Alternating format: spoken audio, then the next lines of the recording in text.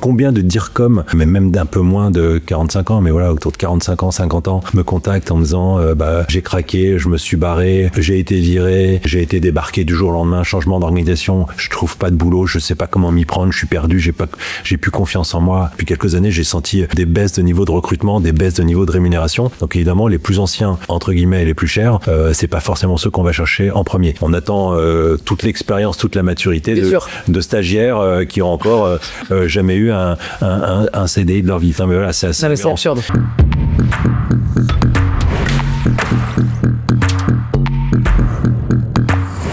Bonjour Frédéric. Bonjour Mathilde. Je suis hyper heureuse de te rencontrer. C'est la première fois qu'on se voit. C'est vrai. Comme beaucoup, on te suit sur les réseaux et donc j'ai l'impression finalement de retrouver une tête familière. C'est quand même la première fois et tu nous accueilles dans ton bureau qui est canon, hyper agréable. Merci beaucoup pour ça. Bienvenue dans mon petit bureau, petit cabinet de travail, mais effectivement un lieu très, je sais pas zen, mais en tout cas serein, agréable pour bosser et pour recevoir. Pourquoi t'as accepté mon invitation ? Pourquoi tu m'as dit oui ? Pour toi, pour ton approche, la façon dont t'es arrivé, nos échanges, tout simplement. Ça m'a paru simple, sympa, évident. Donc voilà, je suis toujours heureux d'avoir l'opportunité de partager. Et puis sur un sujet un peu différent, inhabituel. Donc voilà. Quand tu étais petit, tu te voyais comment, Frédéric ? Tu te rêvais comment ? Professionnellement ? Ouais, professionnellement, même géographiquement. Enfin, comment, si tu devais te dessiner ou t'imaginer dans tes premières années de vie, tu te serais visualisé comment ? Déjà petit, je me suis jamais senti très enfant. Je sais pas si j'étais chiant pour ça ou pas, mais ça posait des problèmes, par exemple à l'école, où on trouvait que j'étais peut-être trop mature, que je la ramenais peut-être trop, alors qu'un enfant aurait peut-être dû rester à sa place. Donc je me projetais assez facilement dans le monde professionnel et peut-être pas professionnel, mais dans le monde des adultes. Et moi, j'avais très envie, enfant, et pour un petit garçon. T'aimais le monde des adultes, t'aimais les discussions d'adultes, t'étais à ta place. Oui, j'étais. Parce que j'ai jamais aimé de ressentir une nuance, une différence de niveau entre les gens. Donc, comme j'aime pas aujourd'hui m'adresser à un enfant comme si c'était un débile. Voilà. Donc, voilà, je prends pas de jugement sur la façon dont les gens éduquent leurs enfants ou se comportent avec les enfants, mais tu leur parles normalement. Je leur parle normalement. Alors voilà, ou pas, je sais pas, je parle pas à un enfant comme à un caniche. Donc voilà. Mais j'avais déjà ce ressenti inverse quand j'étais moi-même enfant et je portais plus d'attention et j'avais plus de respect pour les gens qui me parlaient normalement plutôt que comme une pauvre chose débile qui n'aurait pas encore de cerveau ou qui n'aurait pas encore évolué. Voilà. Quant aux professionnels, c'était le début de ta question. Comme beaucoup de petits garçons, je m'imaginais vétérinaire parce que j'aimais bien les animaux et que j'avais envie de protéger les animaux, sauf que j'avais horreur, voire peur du sang. Donc cette idée Elle est vite passée. Elle est vite passée, oui. Et par contre, je me suis très vite vu pas comme un Robin des Bois, mais comme un avocat, avec cette idée qu'il y a toujours des gens faibles dont on abuse. Et donc, il faut des gens pour les défendre. Et ça a un peu toujours guidé toute ma vie, toute mon action. Et quelque part, c'est une logique qu'on retrouve consciemment, inconsciemment, mais ce besoin de venir en accompagnement, en secours, en aide aux plus démunis, à ceux qui n'ont pas les codes, à ceux qui n'ont pas les connaissances, qui n'ont pas les relations. Quoi, ça jalonne un peu toute ma carrière professionnelle. Comment ça t'est venu justement ce côté défenseur ? Aucune idée. Aucune idée. Aucune idée. Est-ce que j'ai été oppressé sans le savoir ? Est-ce que c'est une réaction personnelle ? Est-ce que j'en ai aucune idée. Mais cette lutte contre l'injustice, c'est en moi, quoi. Ça te drive à fond. Ah ouais. Okay. Donc j'ai jamais été avocat parce que j'ai arrêté mes études, que je fasse de la com, que je sois un manager. Quelque part, c'est quelque chose qu'on retrouve, mais au quotidien aussi.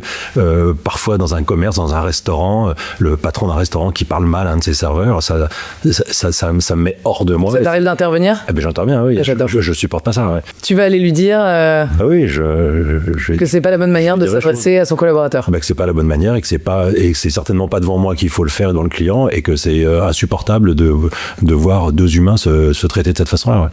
Je trouve ça insupportable. Ok, ça me parle. Canon. Et quand j'étais gamin à l'école, on me disait que je la ramenais, que je répondais. Oui, je répondais parce impertinent, voilà. Et une fois, j'ai fait une tribune pour dire que les collaborateurs impertinents, c'était une qualité plutôt qu'un défaut. Parce qu'ils apportent de la vérité, ils apportent de l'authenticité. Voilà. Oui, il y a la hiérarchie. Oui, dans une organisation, il y a des gens qui sont les chefs, il y en a des gens qui sont des exécutants. Il y en a qui doivent avoir la responsabilité de décider, mais ça ne veut pas dire qu'on doit s'écraser, qu'on doit se soumettre, qu'on doit faire du mal, qu'on doit être toxique. Voilà, il y a des règles du jeu, mais ça ne veut pas dire que les uns doivent abuser des autres, quoi. En tout cas, moi, c'est pas ma conception de la vie. T'étais un bon élève, Frédéric ? Non, pas du tout, parce que ça m'intéressait pas. T'étais pas intéressé par l'école ? J'étais pas intéressé par l'école et j'ai pas été intéressé par les études parce que, en fait, j'aurais été intéressé par l'apprentissage. Je pense que j'aurais été un très bon apprenti parce que j'aurais appris en faisant. Sauf que je viens de rentrer dans ma 60e année, donc je viens d'avoir 59 ans. Et quand j'étais au collège ou au lycée, l'apprentissage, c'était même pas une voie de garage, c'était la voie de la honte. Donc c'était la dernière chose qu'il fallait faire. Alors que moi, c'est certainement ce qui m'aurait le plus convenu. Donc les études généralistes, être sur les bancs de l'école, du lycée, de la fac, pour apprendre des théories, ça me correspondait pas. Donc je faisais le minimum pour avancer comme on me le demandait. Et puis quand j'étais libre, j'ai tout quitté, tout abandonné très vite pour aller me confronter au terrain et apprendre en faisant, quoi. Et ça t'a plu à fond ? À mort, oui. Aujourd'hui, on parle beaucoup, depuis quelques années, du test and learn, comme si c'était... Mais ça, évident. Mais ça existe depuis toujours, en réalité. C'est juste qu'on l'a traduit, on le dit en anglais, alors qu'on a les mots en français pour le dire. Mais voilà, moi, je suis un peu une génération de test and learn, j'apprends en faisant. Ouais. Donc, dès que t'as pu apprendre en faisant, tu l'as fait ? Moi, j'ai commencé à faire des études de droit, fac de droit, dans l'idée de devenir avocat, toujours la même histoire. Non, mais donc t'étais quand même OK, j'allais dire, même si t'avais pas été intéressé par ta scolarité, t'étais quand même OK. C'est quand même assez trapu, j'allais dire, des études de droit. Ça veut dire que tu y passes du temps, ça veut dire que t'es pas forcément cadré, ça veut dire que t'étais quand même drivé par ça. Oui, parce que c'était le chemin obligatoire pour devenir avocat et pour pouvoir aller plaider. À ce moment-là, moi, j'avais la volonté de faire les choses, le courage, je sais pas, en tout cas, je l'ai pas eu pour aller jusqu'au bout. Mais a priori, j'avais cette volonté et ce courage, donc de passer par le chemin obligatoire, puisque j'avais pas de choix. Sauf que je suis tombé malade, j'allais dire opportunément. Ça m'a cloué au lit, alors sans gravité aucune, mais ça m'a cloué au lit pendant plusieurs mois. Et donc, T'avais quel âge à ce moment-là ? Je devais avoir 18 ou 19 ans, c'était ma première année de droit. Et donc, première année foutue. Et c'est dans les années de création des radios libres. Et là, opportunité, concours de circonstances, on me propose de travailler dans une radio. Et là, effectivement, tout d'un coup, je vois une opportunité de découvrir un milieu qu'on ne connaît pas, puisque c'est le début de tous ces médias et de cette ouverture des médias au monde du travail. Avant, il y avait 4 ou 5 radios en France. Et donc là, tout d'un coup, je me retrouve dire comme de la radio. C'est pour ça que je suis DIRCOM depuis 40 ans, parce que mon premier job, ça a été DIRCOM, et je suis producteur-animateur d'émissions. Alors, on fantasme pas avec les producteurs-animateurs qui gagnent des fortunes parce que j'ai bossé pendant 2 ans sans être payé. Mais voilà, je produis du contenu et je parle dans un micro. Et ça m'intéressait, même si c'est quelque chose qui me crée toujours une angoisse, le micro. Tu le sais très bien. Même si on n'a pas le sang, même si ça se voit pas nécessairement. Mais moi, j'avais pas envie de présenter des disques. J'avais pas envie d'annoncer, tiens, voilà tel chanteur, voilà tel tube, et on y va. Donc, j'avais envie de produire des contenus. C'est marrant parce que 40 ans après, je suis en train de produire des contenus. Et donc ça a été très constructeur pour la suite, quoi. Tu produisais quel type de contenu à l'époque ? Alors, avec des copains, furieux de voir l'incapacité du monde scolaire de préparer les étudiants, toujours des combats. Bien, c'est énorme. Toujours des combats. De préparer le monde étudiant à son avenir professionnel. On trouvait que le système d'orientation, d'information était nul. Et on avait créé une association pour promouvoir et valoriser les métiers, expliquer ce qu'étaient les métiers. Pour de vrai. Et donc, on faisait une émission sur cette thématique-là, de parler d'emploi, de formation et de partager des informations, des expériences sur ce que sont les métiers. À cette époque-là, on n'envoyait personne, on n'envoyait pas les collégiens ou les lycéens en stage en entreprise pour voir à quoi ça ressemble. Hein. C'est important de le redire. Donc il y avait rien, il y avait vraiment rien, aucune information. Donc on me demandait de choisir une filière scientifique, une filière littéraire, mais à quoi ça correspondait. Donc souvent on allait plutôt en réaction à l'entourage, à son entourage très proche. Voilà, si tes parents avaient une carrière scientifique, t'allais plutôt dans cette direction-là parce que tu savais à quoi ça ressemblait, ou alors au contraire c'était le rejet et tu faisais quelque chose d'inverse. C'était pas très rationnel et en tout cas on n'était pas très informés, on n'était pas très éclairés, quoi. Donc voilà, c'était l'idée. Je sais pas si ça a été très utile, mais en tout cas, ça a démarré comme ça. Et pendant. Comment ils t'avaient trouvé à la radio ?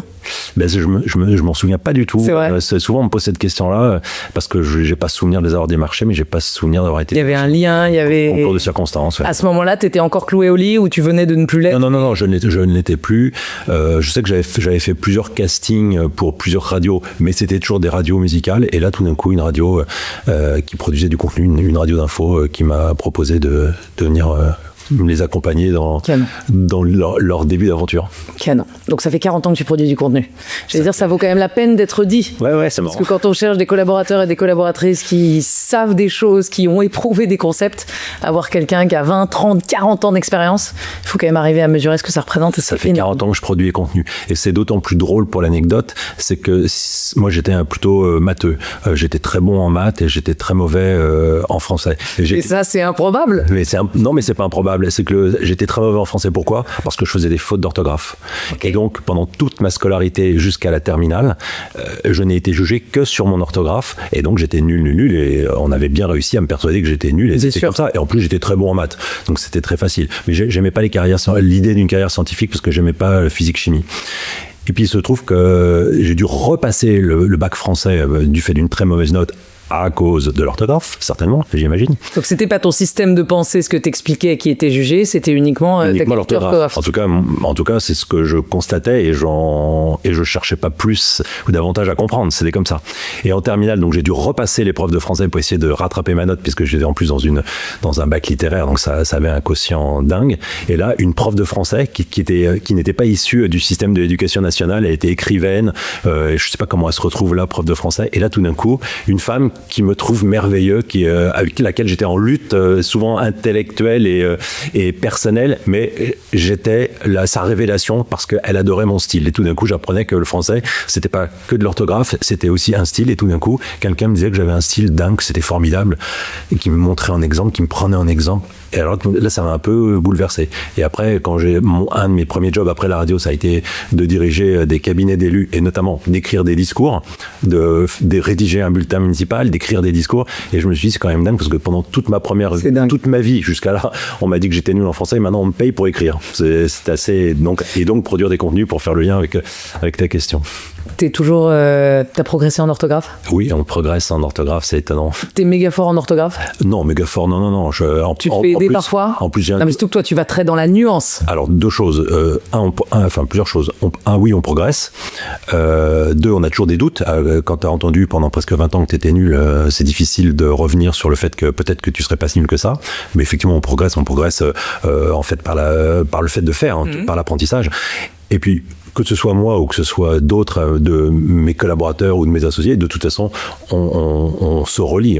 Moi, j'aime pas travailler. Moi, je peux pas écrire à plusieurs mains, donc je travaille seul. Donc t'écris. Mais je me fais toujours relire, toujours, comme je relis le travail des autres.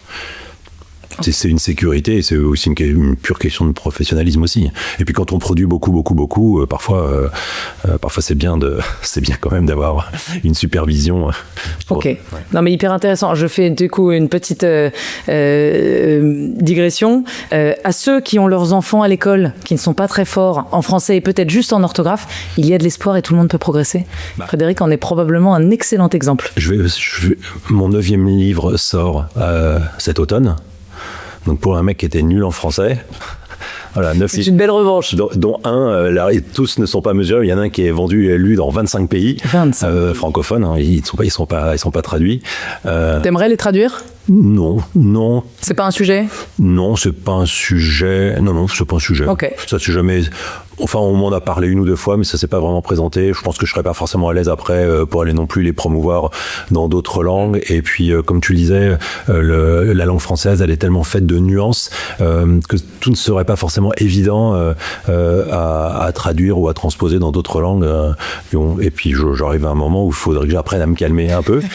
Donc, merci de me filer de nouvelles idées, mais peut-être que certains traduiront. Déjà, j'ai l'immense honneur, non pas d'être plagié, mais d'avoir des copies, des fausses copies de certains de mes livres. Tu as des fausses copies de certains de tes livres qui sont diffusées dans certains pays. Donc, c'est super bon signe. Donc ça, c'est la rançon de la gloire. Ça plaît pas à mon éditeur et je comprends parfaitement parce que c'est du pur vol. Mais bon, quand on a ces livres qui sont copiés, pas très bien copiés parce qu'il y a souvent des erreurs dans les couvertures. Il faut qu'ils progressent. Mais bon, là, c'est pas mal. À 59 ans, après 40 ans de création de contenu, tu considères que tu continues d'apprendre des choses côté orthographe et nuances en français ? Ah ben moi j'apprends surtout tous les jours. J'ai un de mes proverbes préférés qui est japonais et qui est on commence à vieillir quand on a fini d'apprendre. Et moi j'aime apprendre tous les jours. Et c'est aussi pour ça que je m'entoure de gens. Alors en tant que manager, je me suis toujours entouré de gens qui étaient plus compétents que moi chacun dans leur domaine. pour qu'ils fassent correctement le boulot que je ne suis pas capable de faire, mais en même temps pour apprendre d'eux. Et j'ai aussi toujours aimé m'entourer de beaucoup de diversité, des gens qui ont des parcours, des cultures, des origines différentes, des âges différents, parce que je m'enrichis. Il m'est déjà arrivé d'être invité sur des plateaux télé, par exemple, pour commenter l'actualité. J'ai souvenir une fois, c'était le président de la République qui était face à 2 youtubeurs, et donc il fallait venir décrypter pour savoir si c'est de la bonne com, pas de la bonne com. Moi, je n'avais jamais entendu parler de ces 2 youtubeurs qui avaient des millions de followers, qui faisaient, voilà. Heureusement que j'avais des jeunes qui m'ont briefé toute l'après-midi dans mes équipes, et le soir, je savais de quoi je parlais. En tout cas, j'en donnais l'impression. Et mon propos purement professionnel sur la com a été adapté aussi au sujet de 2 personnes dont j'avais jamais entendu parler avant. Si j'étais entouré que de gens qui me ressemblaient, qui avaient mon âge et mon parcours, t'aurais pas pu. J'aurais été sacrément ridicule. Alors, tout ce que tu dis est hyper intéressant. Je reviens juste sur un point. Ouais. En tant que manager, tu t'entoures toujours de gens qui sont plus capés, qui sont plus experts que toi sur certains sujets. Ça veut quand même dire, et j'en reviens au courage managérial, excusez-moi, et au fait que tu es capable d'assumer que tu n'as pas... Enfin, qu'il y a des gens qui sont plus experts que toi. Il y a beaucoup de managers qui se sentent super challengés par l'idée d'avoir des gens qui sont plus connaisseurs, plus experts qu'eux dans leurs équipes. Et souvent, ça se joue sur le sujet de l'âge, et c'est une des bases de la discrimination, parce que quand on est plus jeune manager, on peut être, ou il semble que souvent, les gens puissent être mal à l'aise d'avoir des gens qui ont plus d'expérience et qui du coup pourraient venir les challenger. Qu'est-ce que toi tu dirais de ça ? Je comprends cette réticence ou cette crainte, mais en réalité c'est une erreur, parce que il faut comprendre quel est le rôle du manager et quel est le rôle de l'équipe et quel est le rôle du tout. Et une équipe, c'est fait pour faire un travail, pour performer, pour remplir des missions, servir des objectifs. Donc c'est pas porté par une seule personne. C'est organisé, animé, piloté par une personne qui, elle, a la responsabilité de décider et ensuite d'assumer ses décisions. Mais pour ça, il faut qu'elle s'organise, il faut qu'elle s'entoure. Et donc, à quoi sert de recruter des gens si c'est pour recruter des gens qui sont moins capables que toi de faire ton boulot, ou si tu sais mieux faire leur boulot qu'eux, pourquoi tu les recrutes ? Fais-le directement. Donc non, il faut recruter des gens qui sont toujours plus compétents, chacun dans leur domaine. Et d'eux, tu vas apprendre, et puis eux, ils vont t'apporter une sacrée sécurité et une sacrée sérénité. Donc, moi, en tout cas, c'est ma vision du management, de toujours m'entourer de gens qui soient plus compétents. Et c'est pas qu'une question d'âge. Oui, donc bien oui. Sûr. Moi, j'ai toujours eu des gens plus âgés ou plus jeunes que moi dans mes équipes. Je les salue d'ailleurs. Mais des plus vieux, on va apprendre de l'expérience, on va apprendre beaucoup de choses, mais des plus jeunes, on va aussi apprendre des façons différentes de penser, une empathie différente par rapport à des clients, par rapport à des collaborateurs. Quand on a dépassé la cinquantaine, comment on s'adresse à des jeunes clients, à des jeunes collaborateurs, à des jeunes collègues de 20 ans? C'est plus facile quand on est inondé, noyé, entouré de gens qui ont aussi cet âge-là et dont on va mieux comprendre les codes, les façons de faire. Mais quand tu arrives dans un poste, moi j'ai changé beaucoup d'entreprises et de secteurs d'activité, parce que si j'avais pas des gens qui étaient issus du métier, qui avaient cette parfaite connaissance de leur métier, des codes, des règles, du juridique, j'aurais été complètement largué, j'aurais été mauvais dans mon boulot. Donc j'avais besoin de toutes ces compétences. Donc en réalité, c'est pas une crainte, c'est une sécurité, c'est une assurance. Tu crois à la valeur de la diversité profondément ? Je crois que je viens de le dire. Non, mais clairement. Et tu le dis très bien dans tes bouquins. J'essaye surtout que ce soit... j'essaye de le dire, mais j'ai toujours essayé d'être... De le montrer. De le pratiquer et d'être cohérent. Moi, j'ai souvenir, là, c'est une de mes plus ancienne collaboratrice en âge qui se reconnaîtra si elle nous écoute, qui m'accueillant dans le groupe Elior le jour où je suis arrivé chez Elior. Alors je suis arrivé dans des circonstances un peu particulières parce que le DIRCOM a été débarqué une heure avant et on leur dit et on dit à l'équipe dans une heure vous aurez votre nouveau patron qui arrive. Donc c'est compliqué pour l'équipe, mais c'est pas simple non plus pour celui qui débarque. Et l'ensemble de l'équipe, je réunis l'ensemble de l'équipe dans la salle du conseil d'administration et la plus ancienne de l'équipe se charge d'être la porte-parole de l'équipe et elle commence par m'expliquer que c'est un groupe dans lequel il y a beaucoup de diversité. Et là, c'est elle qui me le raconte parce que moi, j'en ai pas le souvenir et l'image, mais elle, ça l'a marqué, fortement marqué, en bien. Et elle me dit que je me suis penché, que j'ai regardé tout autour de la table et je lui dis il y a que des femmes blanches de 30-40 ans, donc la diversité, je la vois pas vraiment. Et là, elle fouille un peu, elle me dit oui, non, mais c'est dans les équipes, c'est dans les restaurants, c'est dans ceci, c'est dans cela. Quand je suis parti de l'équipe de l'entreprise quelques années plus tard, il y avait beaucoup plus de diversité, d'âge, de sexe, de religion, d'origine. Génial. La diversité, elle était aussi à la com. Ouais, bien sûr. Elle doit être à tous les étages, à tous les niveaux, dans les métiers. On est passé par animateur et producteur de radio. C'est pas forcément facile. Et souvent, on me demande, mais plus d'une fois, on m'a dit, mais comment tu fais, toi, pour avoir autant de diversité dans tes équipes? Et ma réponse est toujours la même. Je l'ai décidé. Ouais, tu l'as dit, tu l'as cherché. C'est pas le hasard, ça se fait pas tout seul, ça tombe pas tout seul. Avoir un travailleur handicapé dans son équipe, c'est pas facile à trouver parce que les personnes en situation de handicap, par exemple, n'utilisent pas les mêmes réseaux de recrutement, se mettent beaucoup de barrières elles-mêmes. Donc c'est-à-dire que ça a un effort supplémentaire pour aller les chercher.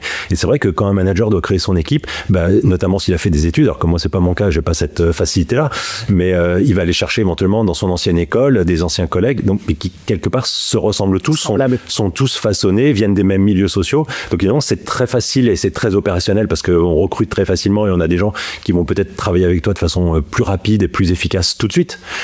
Mais avec d'autres freins, parce que ça sont des clones quelque part. Alors qu'aller chercher de la diversité, parfois ça demande du boulot. En tout cas, c'est une décision, ça se fait pas tout seul. Tu as tout à fait raison. Et puis pour le faire, tu as intérêt à finalement embarquer l'équipe, le management, le recrutement, les cabinets, puisque les barrières ne sont pas forcément au niveau du manager qui va recruter in fine, mais peuvent être beaucoup plus en amont dans le processus de recherche ou de recrutement. Je te donne un exemple de difficulté qui est parallèle, mais qui est exactement celui-ci. Tu parles de cabinet. Parfois, il faut vraiment motiver ou diriger les gens pour arriver à ce résultat. Je prends un exemple juste parallèle qui est celui d'une agence de communication. On fait une campagne de communication, une campagne télé un jour, et donc je réfléchis donc par rapport à mon besoin, par rapport à l'image de l'entreprise, par rapport à mes clients, la diversité que je dois retrouver dans mes spots publicitaires. Et donc il fallait au minimum qu'il y ait une personne noire, homme ou femme, quoi. Et donc non, pardon, excuse-moi. Il me fallait mais il me fallait surtout une personne en situation de handicap. La plus facile façon de présenter une personne en situation de handicap, c'est de la mettre en fauteuil. Sauf que c'était pas une communication sur le handicap, donc fallait que ce soit très discret. Donc l'idée, c'était que dans un coin d'image, on voit qu'une personne soit assise et on voit un petit bout de fauteuil présent, ce qui tout de suite laissait comprendre le sujet.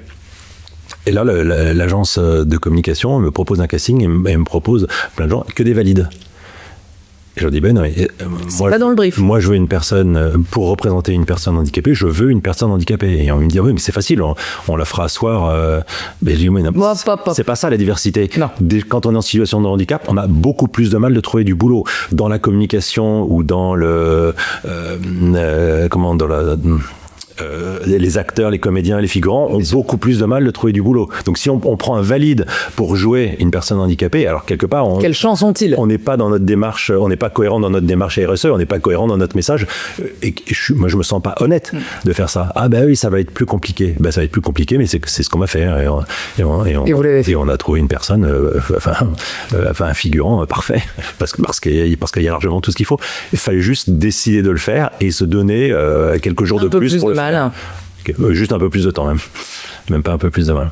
Tu as commencé à le dire, tu as changé plusieurs fois de métier. On en était animateur et producteur radio. On était passé directeur de cabinet dans les circonscriptions. Ouais. Après, on va attaquer la partie directeur de la communication. On dit qu'en France, on est assez fort pour laisser des gens dans des cases. Ouais. Comment est-ce que toi, tu as fait pour sortir des cases ? Alors, je suis toujours resté dans la même case, quelque part, parce que j'ai toujours été DIRCOM. Donc, je suis passé par la radio. Dans les collectivités territoriales, j'étais directeur de cabinet et de la communication. Et c'est ce qui m'a ensuite amené à diriger la communication de grandes entreprises, de grands groupes internationaux. Et aujourd'hui, en étant président de ma propre agence de com, je me considère quand même comme DIRCOM parce que j'ai un sentiment que c'est mon métier. Ça, c'est une case. Mais effectivement, j'ai pas le parcours habituel de beaucoup de personnes parce que je suis passé du public, des médias au public, au privé. Donc déjà, public-privé, c'est pas le parcours le plus habituel. Et puis au sein du privé, j'ai pratiqué dans plein de secteurs d'activités différents, dans les ressources humaines et l'intérim, dans le pétrole et l'énergie, dans la recherche et l'innovation, dans la restauration, dans l'immobilier, dans la pharmacie. Donc voilà, c'est pas un parcours habituel. Reste que le métier est quasiment le même. Travailler auprès d'un président d'exécutif et travailler à la communication. Après, il y a une question un peu d'apprentissage et de connaissance du métier qui peut jouer parfois, et pas là où ça paraît le plus compliqué nécessairement. Je me suis un peu trompé dans mes a priori, là. Donc il faut pas avoir d'a priori. C'est peut-être plus compliqué d'aller dans l'immobilier que la pharmacie, alors que j'imaginais que la pharmacie, sans être scientifique, sans rien connaître aux médicaments, ça allait être plus compliqué. Je dis pas que c'était facile. Je crois que les produits que nous vendions et dont j'avais à faire la promotion, j'ai réussi à les prononcer qu'un an. Je ne suis resté qu'une année. J'ai dû être capable de les dire sans les lire qu'au bout d'un an. Mais par exemple, j'imaginais que dans l'immobilier, le travail était beaucoup plus facile, alors qu'il y a beaucoup de réglementations et c'est très complexe. Ça me paraissait beaucoup plus simple a priori. Donc il faut se méfier de ces croyances. Ces changements de secteur, ils se sont faits à chaque fois. Mais le métier, c'est le même. Le métier, c'est vraiment le même, à 80-90%. Oui, mais parfois, le métier, c'est le même. Et pour autant, alors toi, tu es directeur de la communication, mais tu as pu être directeur des opérations ou directeur commercial dans la tech. Et ben, tu vas avoir des difficultés à le devenir dans le retail ou dans la banque. Oui, non, mais c'est vrai aussi pour un DIRCOM. Hein. Donc, comment toi, tu as fait dans la banque, on va dire, on veut un DIRCOM qui a 15 ans d'expérience dans la banque. Voilà. Donc, qu'est-ce qu'il va apporter de nouveau? Où va être la diversité? Où va être le challenge? Où va être l'innovation? Nada, rien du tout, parce que justement, on va reproduire des codes qu'on a fait chez le concurrent. Donc, ça me paraît plus intéressant. Et puis, je trouve ça très bien, les gens qui ont des parcours très linéaires dans un secteur. Mais tu vois la valeur qu'ils doivent apporter des choses que moi, j'ai pas été capable d'apporter, peut-être aussi en restant trop peu de temps. Moi, j'ai eu la chance de suivre un président de groupe en groupe. C'est aussi pour ça, c'est ce qui m'a amené aussi à changer de groupe et de secteur d'activité. C'était pas une instabilité personnelle. Ça n'est pas ce que je sous-entendais. C'est bien de le préciser. Et c'était des challenges répétés, renouvelés, qui revenaient épuisants d'ailleurs tout le temps. Mais ça empêche pas c'est tout à fait possible et c'est même regrettable de s'enfermer dans une fausse expertise métier. L'expertise métier, quand on est communicant, c'est la com, c'est pas l'activité de l'entreprise. Et c'est vrai pour le financier, c'est vrai pour le RH. Donc il y a des petites adaptations, il faut découvrir son entreprise, il faut découvrir son histoire, son contexte, ses clients, mais on vient faire un métier avant tout, quoi. C'est comment d'être le DIRCOM d'un grand président, d'un grand patron? Je pense qu'il y a plusieurs façons de le faire. Je suis pas certain qu'on ait tous la même vie ou tous la même appréciation. Pour moi, c'était d'abord c'était de l'engagement, de la loyauté. C'est le cerveau qui est mobilisé H24. Et ça, peut-être que c'est lié à ma personnalité plus qu'au poste. Quand on est dans des grands groupes internationaux, l'activité ne s'arrête jamais. Quand on est présent sur plusieurs continents, nous, on a nos horaires de bureau ici en France, mais ils sont décalés, l'activité est décalée. Donc, il y a des besoins à tout moment, il y a des crises à tout moment. La crise, c'est ce qu'il y a de pire, parce que quand elle intervient en pleine nuit pour toi, que ce soit dans le pays dans lequel tu es basé ou ailleurs, et donc il faut gérer. Tu pouvais être réveillé à n'importe quelle heure. Oui. Jamais le téléphone en mode avion? Non, jamais. J'ai jamais eu une vie épouvantable à ce niveau-là, mais mais il y a une crise à 3h du mat à l'autre bout de la planète. Voilà. Et les crises tombent d'ailleurs souvent le soir, le vendredi soir, c'est le samedi, dimanche, les jours fériés, vacances. C'est très bien organisé. Voilà, c'est très bien pensé. Comme ça, on te laisse travailler tranquillement toute la journée. Et après, et tu gères tes crises le soir. Mais j'ai un exemple d'une entreprise cotée en bourse qui avait qui allait faire une grosse acquisition en Chine. Qui devait être annoncé un mardi ou un mercredi, et pendant le week-end, le dirigeant de l'entreprise a été entendu dans un restaurant parler de cette acquisition. Et de la presse locale a repris l'information en disant que nous allions acquérir, ce qui voulait dire que nous étions contraints, selon les règles liées à la communication financière, nous étions contraints non plus de communiquer le mardi ou le mercredi matin comme prévu, mais le lundi matin avant 8h, avant ouverture de la bourse, parce qu'il fallait que cette information soit rendue publique avant que les marchés ouvrent. Et donc il a fallu que et donc le dimanche à 14h ou 13h ou 14h, j'ai dû appeler toutes mes équipes parce qu'il fallait rédiger le communiqué de presse, ou en tout cas le finaliser, puisqu'on avait déjà travaillé dessus, mais il fallait le finaliser. Il fallait mettre en ligne les informations. Enfin, ça mobilisait à peu près toute mon équipe, la com interne à faire et évidemment aussi. Et j'ai contacté toutes mes équipes. Alors, certains étaient dans la famille, d'autres en week-end, certains s'occupaient des enfants. Tout le monde est arrivé au bureau sans même se poser la question de mais quel est le con qui a fait une connerie pareille pour nous foutre en l'air notre week-end. C'était pas le moment de se le dire. Et voilà, c'est un exemple de gestion de crise qui tombe pas au bon moment. Un exemple aussi d'équipe super pro sur laquelle on peut compter et qui est hyper engagée parce que tout le monde était là, tout le monde était au rendez-vous et tout a été réglé pour faire notre communication dans les temps avant l'ouverture de bourse le lundi matin. Ça a de la valeur une équipe qui se mobilise comme ça. C'est du travail et c'est comme ça tombe pas du ciel, c'est un boulot de manager justement parce que j'avais des gens compétents, parce que j'avais des gens différents, parce que j'avais des gens sur lesquels je pouvais compter, que j'avais recrutés pour leur qualité, que j'utilisais et que j'exploitais, et non pas en les écrasant avec mon savoir, ma supériorité et ma fonction, qui fait qu'eux n'étaient que des pauvres exécutants qui devaient faire ce que je leur disais de faire. Parce que ceux-là seraient peut-être pas venus le dimanche.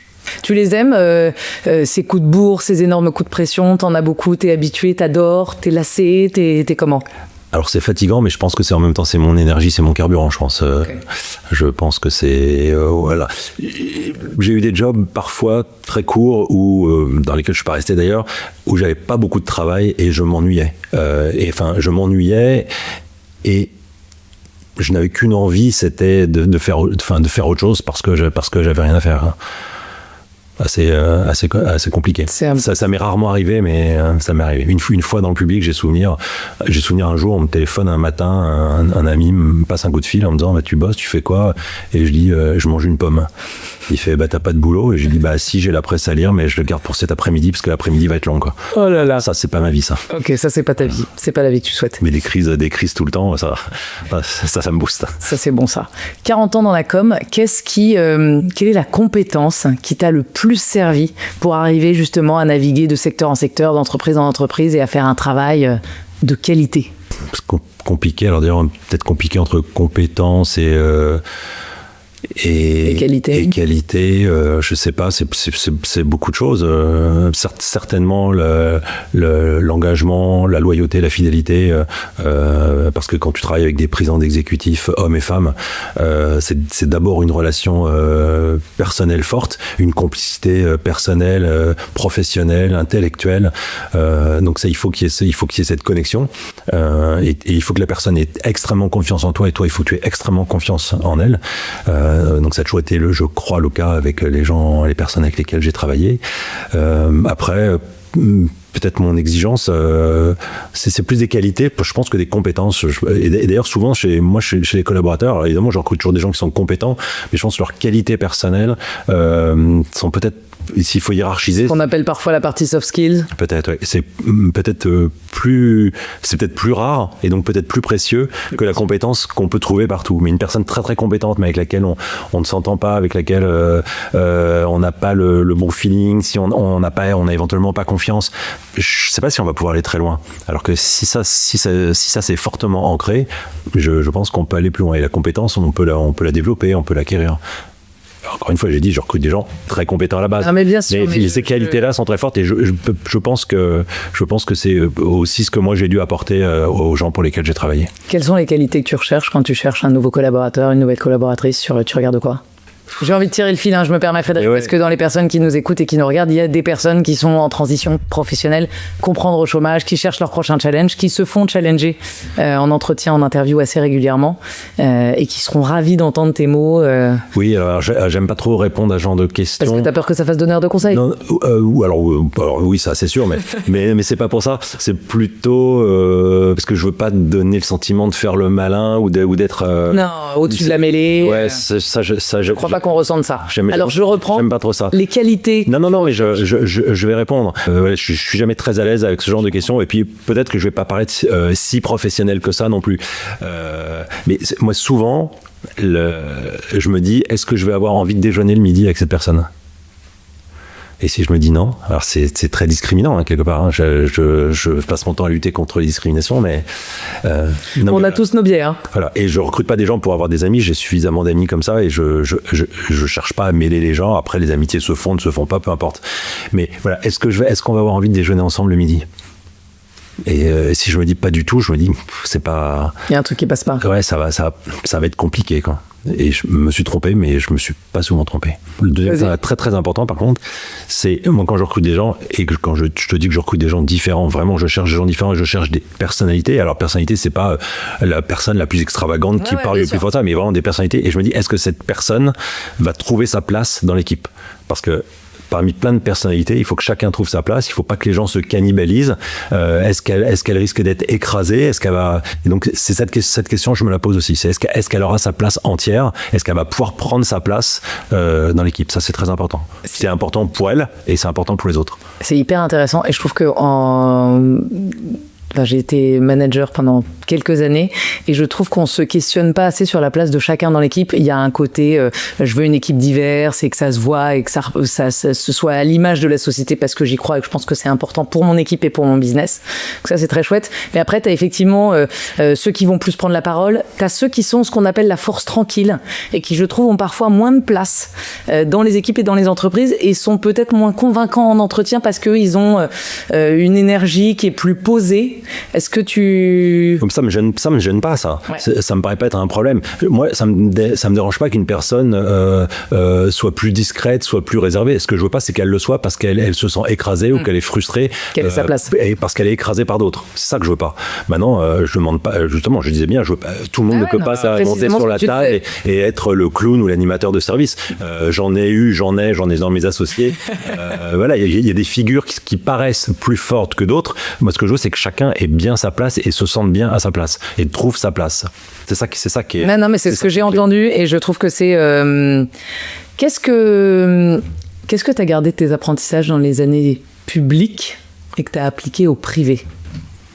Et est-ce que tu as trouvé que le public était particulièrement ingrat, féroce, sauvage? Ou pas tant que ça? Non, je n'ai pas du tout cette image-là du public. Encore une fois, j'ai toujours travaillé en collaborateur direct de président d'exécutif ou présidente d'exécutif, ce qui est donc très proche finalement. Moi, j'ai pas senti vraiment de nuance entre le public et le privé, si ce n'est les moyens, si ce n'est le rythme, le temps des décisions qui n'est pas le même. Après, il y a aussi 40 ans qui s'écoulent, hein, donc les choses ont pu évoluer. Le principe du renouvellement électoral, quand on travaille dans le public, on travaille sur une durée de mandat où on est jugé à la fin, où toi, collaborateur, t'es jugé, tu es... Par la réélection. Par la réélection ou la non-réélection de la personne pour laquelle tu travailles. D'ailleurs, dans un statut où tu es viré si l'élu pour lequel tu travailles perd son mandat. Terminé. Ça fait partie de la règle du jeu et de ce statut particulier de collaborateur de cabinet. Donc j'en ai un peu oublié ta question, mais moi j'ai pas senti de vraie différence, nuance entre le public et le privé. Et peut-être que j'ai apporté dans le privé ce que n'apportent pas des gens qui ne sont pas passés par le public, c'est-à-dire, je veux dire un peu un gros mot, mais un culte de la personnalité du patron. C'est-à-dire que quand tu travailles dans le public, tu as un engagement très fort pour une personnalité assez forte. Au service d'une personne. Tu es vraiment au service d'une personne. Et ça, quand je parlais d'engagement, de loyauté, politique, pas politicienne, mais politique, probablement que j'ai apporté ça à mes employeurs dans le service privé, dans l'entreprise privée, que peut-être ils ne trouvent pas dans des gens qui ne sont pas passés par le public. Ok. Voilà. Il y a un côté serviteur, côté serviteur de l'État, serviteur de la collectivité, donc serviteur de l'élu. Peut-être que c'est une façon de penser un peu différente ou nuancée de purs collaborateurs de l'entreprise privée. Avoir une valeur dingue. assez forte. Une valeur de dingue, c'est évident. C'est une dinguerie. C'est une dinguerie, bien sûr, comme disent les jeunes. T'es devenu entrepreneur depuis quelques années ? Tu te dis entrepreneur ou pas ? Non, je me sens pas très à l'aise avec cette notion. Pourquoi ?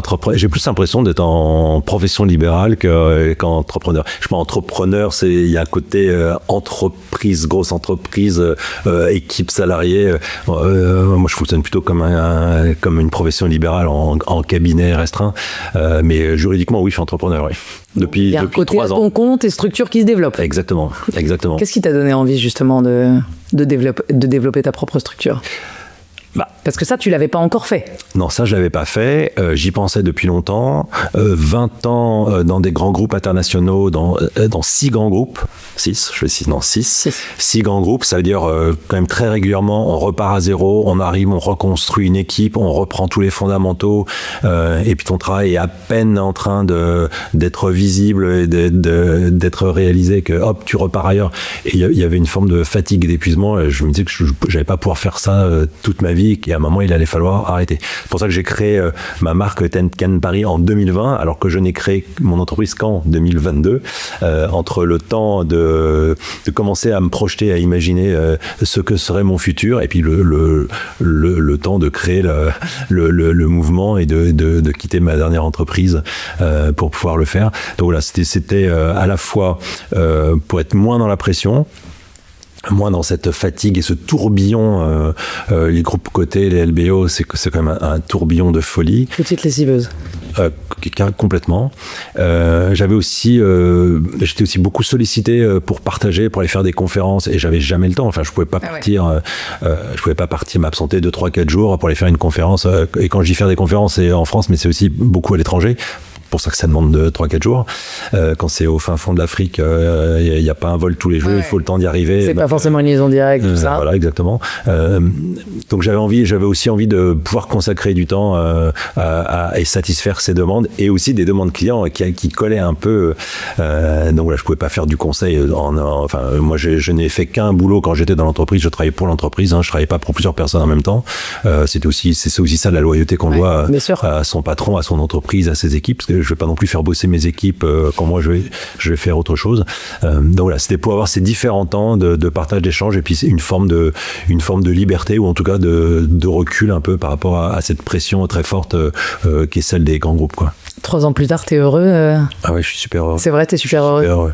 Déjà, j'ai fait pas un tour du monde, mais quand même pas loin. J'ai découvert des tonnes de pays et de villes que je ne connaissais pas. Tu vas pour tes livres, tu vas pour tes clients, tu vas pour des conférences, tu vas pour... J'y vais pour tout, parfois pour les 3 en même temps, de Casablanca à Kinshasa. Quelle chance. De Tunis à Lomé, à Conakry, à Cotonou. Alors, c'est beaucoup l'Afrique francophone. Ouais. Voilà, c'est formidable. Je vais retourner à Lubumbashi, qui est tout au sud de la République démocratique du Congo, où tous les ans il y a un marathon de la presse avec plus de 600 journalistes qui viennent défendre et promouvoir, valoriser leur métier. Et voilà, pour la 2e année consécutive, j'y suis invité. Voilà, c'est formidable. Comme tu dis, il n'y a pas de liaison directe, donc il faut passer par l'Éthiopie, et puis ensuite arriver à Lubumbashi. Mais quel bonheur, quelle joie et quelle fierté aussi d'être invité, d'être sollicité pour venir partager et pour avoir le sentiment d'être utile. Moi, ce que j'aime, c'est avoir ce sentiment d'être utile. C'est ça qui me motive quelque part. Ce sentiment d'être utile. C'est que du bonheur, c'est que de l'énergie positive. C'est formidable. Et ça pourrait paraître pour certains d'être un peu une forme de pression, d'être face à 600 journalistes. Pour moi, c'est jouissif, c'est que du bonheur. C'est que du bonheur. Ouais. Bon, ça se sent là, il y a juste 0 doute. T'as 59 ans, Frédéric, t'as envie de quoi pour la suite? Tu veux développer Tenkan Paris, t'aimes tellement ton rythme que tu continues comme ça, c'est ok, t'as envie de quoi pour la suite? Alors, je suis en pleine contradiction pour la suite, parce que tu veux repartir dans les crises des groupes internationaux? On m'y invite. On m'y invite régulièrement, même si j'y viens ponctuellement en conseil seulement. Ouais. Mais j'avais mon 8e et dernier livre, j'avais dit que c'était terminé. Bon, voilà, le 9e. Le 9e va être publié. C'est de la com, c'est pour la fin de l'année. Voilà, sur tous les clichés de la communication. Il est pas dit qu'il n'y en ait pas un 10e ou un 11e. Je veux rien affirmer. Le travail, c'est une forme d'énergie, donc j'aime beaucoup voyager, j'aimerais beaucoup prendre du recul, mais en même temps, j'accompagne un mouvement qui m'entoure, et voilà, tant qu'on me sollicitera et tant que j'aurai la capacité de le faire, tant que je me sentirai, quand je dis la capacité, c'est autant la capacité physique qu'intellectuelle. Moi, j'ai vu beaucoup de communicants qui sont devenus has-been du jour au lendemain avec l'arrivée des réseaux sociaux. Parce qu'ils n'ont pas pris... Parce qu'ils ne sont pas montés dans le train. Ouais, okay. Je me suis dit que c'était peut-être mon tour avec l'intelligence artificielle. Alors, pas encore. Et finalement pas. Mais peut-être qu'une nouvelle technologie, une nouvelle façon d'être ou de penser va faire qu'un jour je vais devenir has-been. Et là, à ce moment-là, par contre, je me retirerai. Quoi. Ouais. Voilà.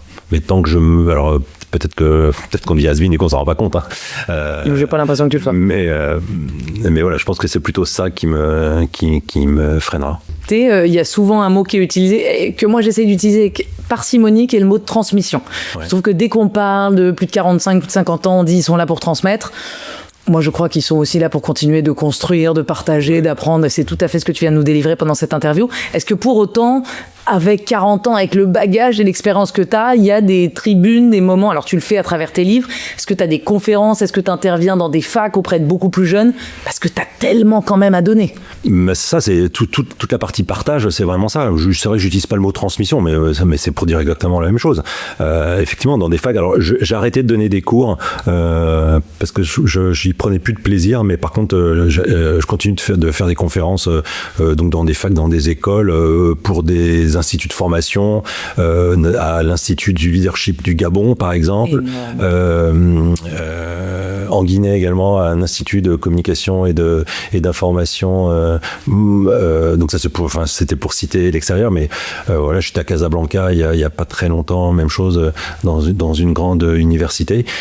Donc voilà, partager dans le partage, ce que j'aime, c'est venir me raconter mon expérience et après échanger avec les personnes. Souvent, quand on me fait intervenir, je dis gardez beaucoup de temps pour les échanges parce que c'est, je trouve, ce qu'il y a de plus intéressant. Et puis les gens souvent sont très frustrés de finalement pas avoir pu échanger, pas avoir pu me questionner, pas avoir pu me challenger. Moi, quand j'ai commencé à faire des cours, ce que je kiffais, c'était qu'on me challenge, qu'on me dise ah oui, vous avez dit ça, mais moi je suis pas du tout d'accord. Et donc, soit me rendre compte que j'ai pu dire une ânerie, c'est possible, ou alors venir défendre une position, venir expliquer quelque chose, et là il se passe vraiment des choses. Donc ça, oui, l'échange, ça fait aussi partie du temps que j'avais envie de pouvoir consacrer au lieu d'être tout le temps dans la pression. Quand on a créé Cogiteur, une autre agence dans laquelle je suis mis en retrait, l'idée c'était de permettre à des anciens de mes collaborateurs devenus associés de devenir des leaders de demain, et donc de les laisser faire, de les laisser bosser, mener leur barque, et d'intervenir ou de les accompagner quand ils avaient besoin de moi et qu'ils me sollicitaient. Donc voilà, la création de Cogiteur, c'est par exemple dans cet esprit-là. Donc c'est bien de la transmission, mais sans le dire ou sans que ce soit une étiquette affichée. Ouais. Bon, de toute manière, tu passes aussi, alors je sais pas, j'allais dire beaucoup de temps, non, j'allais dire en tout cas tu as une présence sur LinkedIn.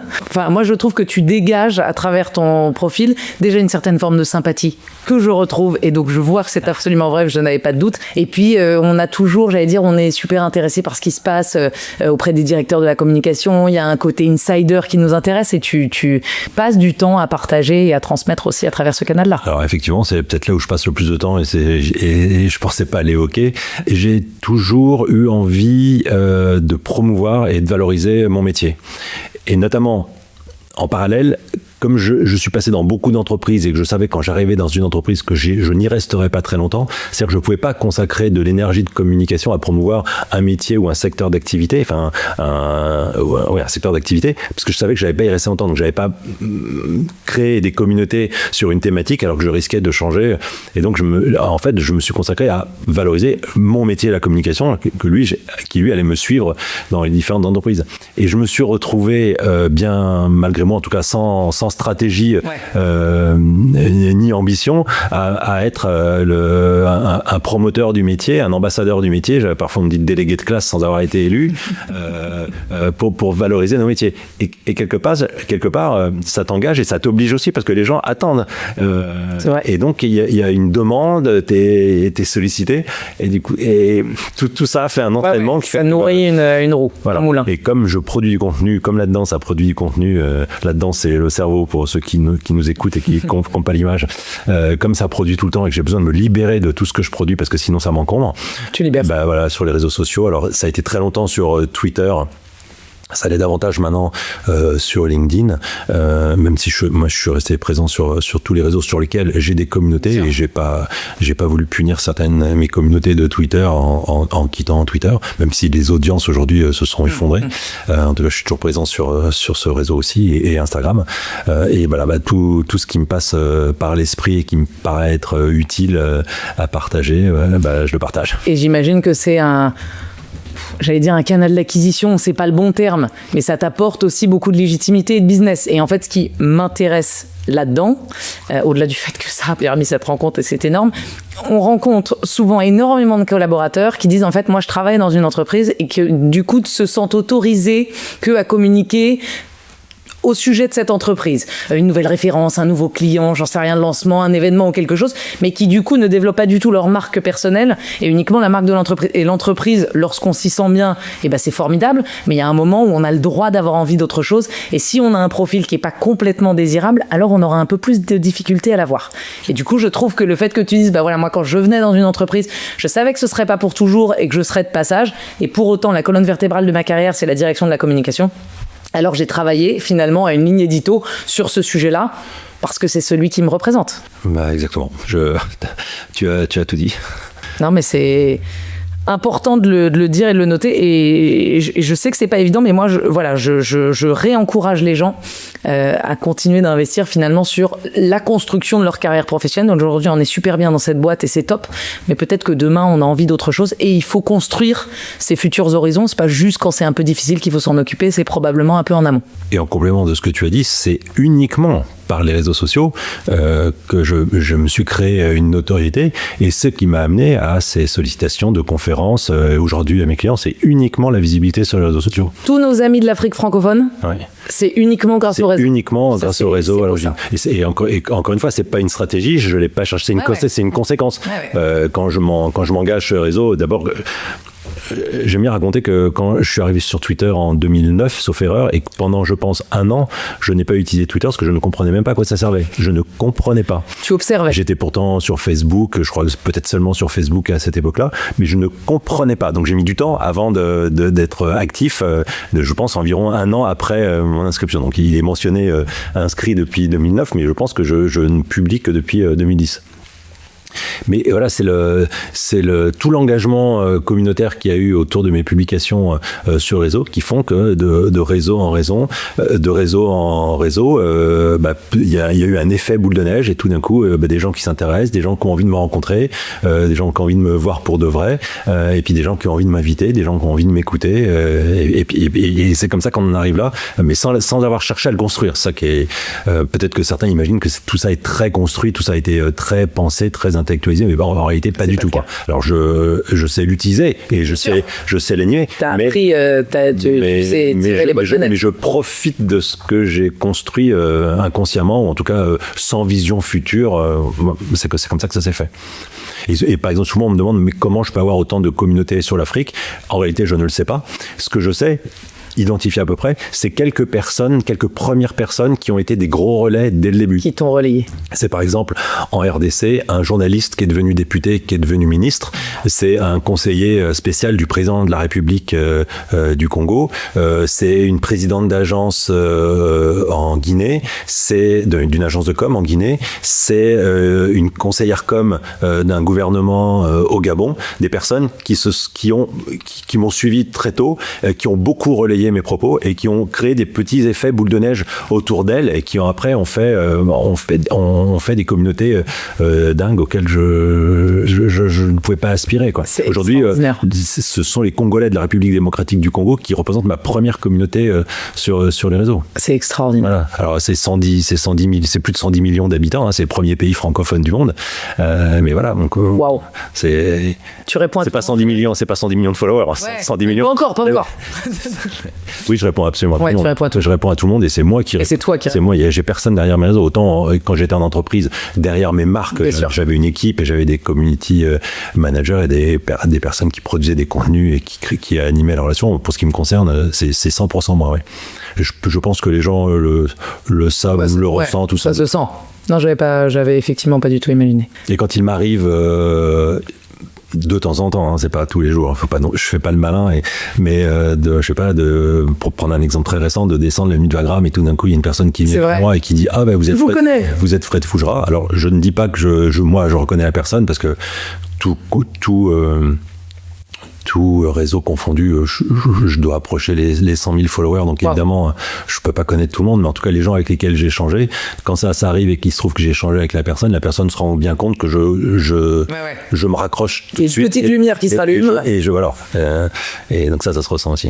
Dans notre média Noldi, l'objectif, c'est effectivement de valoriser les plus de 45 ans, ou en tout cas de montrer qu'à partir de 45 ans, c'est encore le début, c'est encore la construction, il y a plein de choses à anticiper et sur lesquelles travailler travailler. Quel mot de la fin t'as envie d'avoir, Frédéric, vis-à-vis de notre audience, qui parfois est formidablement bien dans une aventure, qui parfois a connu un échec, qui parfois a plus de difficultés à se challenger, peut-être à sortir d'un cocon dans lequel on est resté un peu trop longtemps, qui ose plus, qui a moins de confiance? Alors, je vais faire un boulot, je vais faire une action de communicant, je vais faire un placement de produit. Vas-y. Et le placement de produit, parce que dans notre échange, j'ai oublié de l'évoquer. C'est un réseau social pour lequel j'ai participé à la création, et notamment en étant un des investisseurs, qui s'appelle Hello Masters, et hellomasters.com. Et c'est un réseau social qui est professionnel, qui est réservé à toute personne qui a plus de 20 ans d'activité, et donc des seniors. Donc pas forcément des dirigeants, ça s'adresse forcément à beaucoup de dirigeants, mais absolument pas que. Il y a beaucoup de personnes expérimentées, et on a créé ce réseau social justement pour essayer de répondre à toutes les problématiques emploi et professionnelles, et quelque part un peu personnel quand c'est lié aussi aux professionnels, de personnes qui s'interrogent sur ce qu'elles vont devenir parce qu'elles ont passé donc autour de cet âge de 45 ans, quand on a plus de 20 ans d'expérience. Je me suis fait virer, comment je retrouve du boulot, je ne supporte plus ma vie professionnelle et la pression, qu'est-ce que je peux faire demain, j'ai envie de partager, transmettre, on l'évoquait, est-ce que je peux bosser pour une start-up, mais est-ce qu'une start-up a les moyens de me payer mon salaire? Peut-être pas, mais peut-être que 2 jours par semaine, oui, puis une autre, et puis quelqu'un d'autre 3 jours par semaine. J'ai envie de racheter une entreprise, j'ai envie de vendre mon entreprise, j'ai envie de rentrer dans un conseil d'administration, dans un conseil de mission. Et c'est à ça qu'essaye de répondre Hello Masters. Et donc, en faisant ce placement de produit, j'ai envie de dire, je pense que notre pire ennemi, c'est souvent nous-mêmes. Ouais. Alors, on doit rencontrer plein de difficultés, on doit affronter plein de situations difficiles, mais parfois, on manque de confiance en soi. Donc il ne faut pas manquer de confiance en soi, c'est facile à dire, mais il faut aussi savoir qu'on peut être accompagné. Il y a plein de possibilités aussi d'être aidé par des gens qui ont vécu une chose similaire, par le réseau. Si on n'entretient jamais le moindre réseau, donc on a personne sur qui compter. Et en parallèle, Hello Master, c'est une forme de réseau justement professionnel, purement professionnel et expérimenté, sur lequel on peut aussi s'appuyer. Et voilà, il y a tellement d'annonces d'emploi, il y a tellement d'offres sur ce réseau que c'est vraiment génial de pouvoir s'y inscrire. Super. Et si on a moins de 20 ans d'activité, on peut s'inscrire, sauf qu'on n'a pas accès au site, et on a un compteur qui annonce que dans tant de jours... Quand est-ce que ce sera le bon moment? Voilà, et en fait, dans 100 jours, dans 200 jours, dans 300 jours, tu auras accès à Hello Master. J'ai trouvé que c'était une magnifique... on n'a pas honte de grandir. Magnifique initiative. Qu'est-ce qui t'a donné envie de t'intéresser justement à l'employabilité des plus de 45 ans, de ceux qui ont 20 ans d'expérience? Qu'est-ce que ça touche? D'abord, c'est mon propre vécu. J'ai vu tant pour moi que pour des gens qui m'entourent qu'à passer un certain âge, les sollicitations tombent pas du ciel. Elles tombent pas du ciel. Ou alors, oui, si on vient travailler gratuitement, donc faut pas déconner. Et puis c'est le projet porté par Blandine Mercier, une ancienne de chez Publicis, que j'ai trouvé fabuleusement intelligent. Donc j'avais envie d'y croire et de l'accompagner. Canon. Trop bien. Et si ça, c'est pas essayer d'être utile, ouais. Que d'aider, combien de DIRCOM, mais même d'un peu moins de 45 ans, mais autour de 45 ans, 50 ans, me contactent en me disant, j'ai craqué, je me suis barré, j'ai été viré, j'ai été débarqué du jour au lendemain, changement d'organisation, je trouve pas de boulot, je sais pas comment m'y prendre, je suis perdu, j'ai plus confiance en moi. Il y en a. Il y en a beaucoup, et en tout cas dans les métiers de la com, il y en a vraiment beaucoup. Mais depuis quelques années, j'ai senti des baisses de niveau de recrutement, des baisses de niveau de rémunération. Donc évidemment, les plus anciens, entre guillemets, et les plus chers, c'est pas forcément ceux qu'on va chercher en premier. On attend toute l'expérience, toute la maturité de stagiaires qui ont encore jamais eu un CDI de leur vie. Non, mais voilà, c'est absurde. Donc voilà, et tout seul, je peux pas faire grand-chose. Donc au moins, on peut partager, je peux les écouter, je peux leur donner des idées, suggérer des choses. Parfois, tu prends du temps avec eux? Oui, à chaque fois que je peux, je le fais. Je prends même des nouvelles après quand ils ont retrouvé du boulot. Sympa. Mais voilà, mais Hello Master, c'est une dimension un peu plus industrielle. Ouais, mais c'est très bien. Donc c'est forcément plus utile. Les plus de 45 ans en 2030 représenteront 40% de la population active. Ça veut dire presque la moitié. Et aujourd'hui, les entreprises qui commencent à en parler se targuent parfois que les plus de 45 ans représentent entre 15 et 20% des effectifs. Yes. On est à la moitié de ce qu'il faut se fixer. Et je vais dire, ni les talents eux-mêmes, ni les entreprises, ni le gouvernement français, me semble-t-il, n'a les moyens économiques et humains de supporter ce gâchis. Ça n'a juste absolument aucun sens. Et puis je vois surtout qu'on est très peu préparé à ça. On est très peu préparé. Donc c'est certainement très utile de repousser l'âge de la retraite parce qu'il faut la financer. Donc il n'y a pas de secret. Mais faut-il être capable de proposer du travail à ceux qui ont cet âge, enfin jusqu'à l'âge auquel ils doivent atteindre. Et en fait, moi, je suis impressionnée. J'ai tous les jours des gens, soit en échange, soit au téléphone, qui ont 68, 69, 70, qui soit veulent bosser, soit doivent bosser. Mais il faut pas qu'on imagine les sujets de la retraite à 62, à 64 ou à 65 ans. C'est pour la majorité des gens, en général, beaucoup plus tardif. Que ce soit un souhait ou que ce soit un peu moins un souhait, parce qu'on n'a pas toujours une vie qui est complètement linéaire. Et oui, c'est pas que ça, c'est propre à chacun. Donc, quand on est un manager, quand on est un recruteur, quand on est un dirigeant, il faut avoir ça en tête. Il y a beaucoup de loyauté, de fidélité, que les plus expérimentés peuvent nous apporter. Est-ce que tu as un mot de la fin, Frédéric ? Est-ce que tu considères que tu as tout dit ? Est-ce qu'il y a une question que tu as envie que je te pose et que je t'ai pas posée avant qu'on clôture ? Non, moi, j'ai le sentiment qu'on a déjà pas mal échangé. Faut digérer tout ça.